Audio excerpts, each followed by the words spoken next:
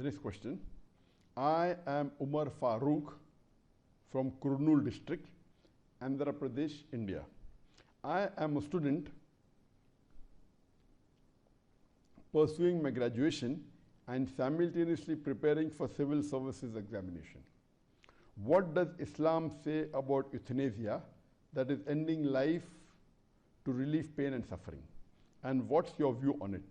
Is it allowed in Islam or not?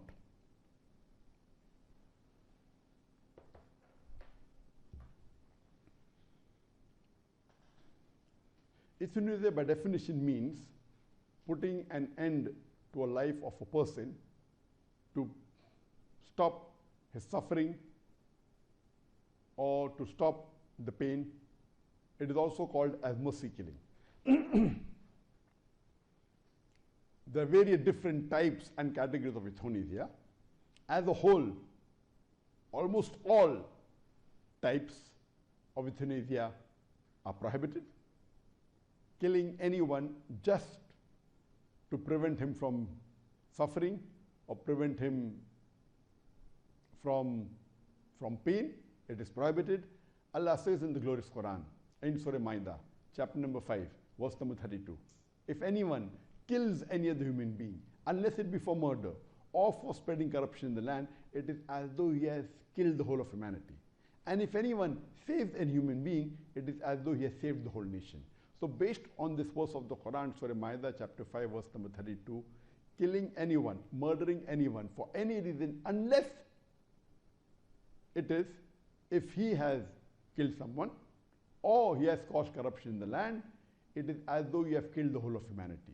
And murdering someone is the second major sin in Islam. So according to all the fuqahas, all the scholars, mercy killing, almost all the different types, I'll come to the exception later, almost all the different types, they are prohibited. The euthanasia can be broadly classified into two types. One is active euthanasia, one is passive euthanasia. In active euthanasia, maybe a drug is injected in the body or some tablets are given so that the patient dies. In passive euthanasia, no drug is injected, nothing is given, only the equipment, which is life-supporting equipment, it is withdrawn and the person dies. As far as active euthanasia is concerned, there are various different types. You have the direct euthanasia. Direct euthanasia can further be classified into three types. One is where the patient himself tells that he's suffering and he's conscious and he's in pain and he wants to end his life, and he requests the doctor or someone else that his life should be ended. That's called as the individual person himself saying direct. Second type is that the patient himself may not be very sane, may not be aware, so the relatives of the patient tells the doctor that please end the life to end his suffering. Or third type may be that the doctor themselves advise that the patient should be put to death, so that the suffering ends, and they inject a drug, etc., so that the patient dies. All these types of direct euthanasia, they are haram and it is prohibited. No human being has the right to take the life of any other human being, unless I give exception, unless he has committed murder, or unless it's in the battlefield, or unless he's caught in corruption. But just because to save him from the suffering, it is not permitted. Number two, the second type can be assisted suicide, where the patient himself wants to end his life, or he's advised by someone else how to end his life. This is called assisted suicide, and suicide is prohibited in Islam. And there are various hadith in which the Prophet said that a person who commits suicide, he will be in hellfire. The Prophet also says that if a person stabs himself with a dagger, then he will be put to hellfire and he'll keep on stabbing himself till the end. And there are various hadith. So this will come under suicide and it is prohibited. The other type is indirect, where the doctor is indirect euthanasia, where a doctor may increase the dose of painkillers or some medicine so that the patient dies. This itself is also prohibited. It is nothing but murder. It's haram in Islam. The other type of euthanasia, which I mentioned, is passive euthanasia. Passive euthanasia means actively the patient is not killed, but the patient is on equipment, on life-saving equipment, maybe ventilators, maybe fibrillators, and if this is taken away, the patient will die. So this equipment is taken away, or maybe the treatment is stopped and the patient dies. As far as passive euthanasia is concerned, most of the passive euthanasia is also haram. We cannot voluntarily, purposely stop the treatment to kill the patient.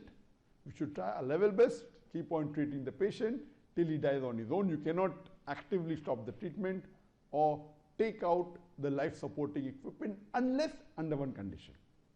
According to the Islamic Fiqh Council of OIC, Organization of Islamic Cooperation, they had a conference and they decided that unless it is known that the Muslim or the person is dead, that's the only time you can remove the life-saving equipment.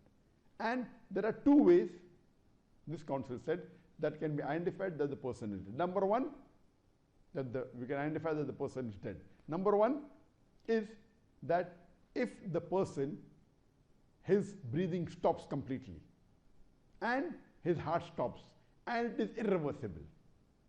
So if the heartbeat completely stops, it's irreversible, and the breathing stops, it is irreversible, and this is testified by the doctor, then, and especially the Islamic Fiqh Council says it should be 3 doctors, 3 specialists.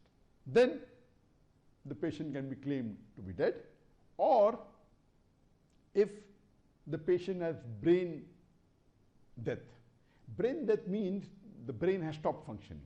So if there are at least 3 specialists who have testified that all the functions in the brain of that patient have ceased and necrosis of the brain has started, and yet the heart is beating only because he is kept on the ventilators and the supporting equipment, in this condition, and the doctor says it's irreversible brain death and the functions can never return, and if 3 doctors certified, in this case only can the life-saving equipment be removed.